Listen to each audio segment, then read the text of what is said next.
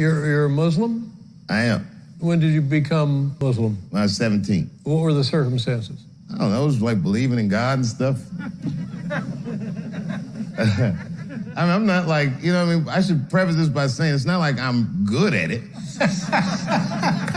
When I was 17, I was living in Washington, and there was a pizza shop across from my house. And it was like all these Muslim dudes that worked in there. And I used to go in there and crack jokes. And I was a naturally curious guy, and I would ask him questions about his religion. And the guy was so passionate about it, it was very compelling.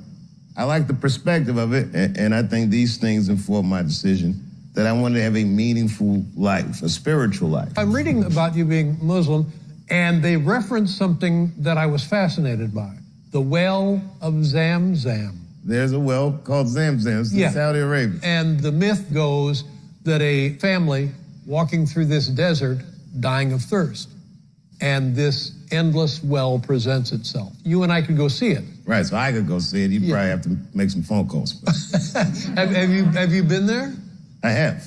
It's only welcome to Muslims. It's not a tourist location. No, nor should it be.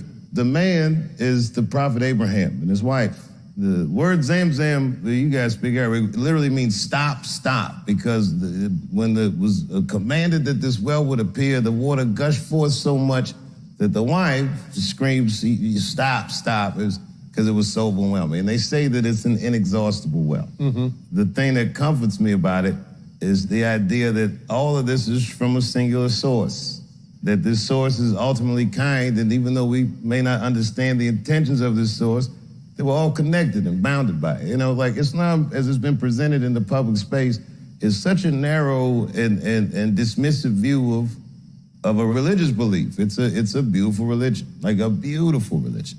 And the ideas in that religion are reflected in all the major Abrahamic faiths. You'll see these ideas in Christianity or Judaism, you know. But the idea is that this place does mean something. It's a place where you come to learn, where you come to know. You get here knowing nothing, you get a head full of shit, and then you go on.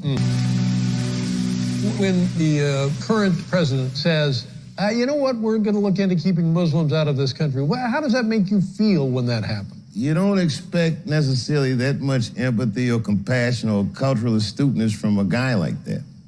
What you're sad about is that the chair doesn't have more humanity in it.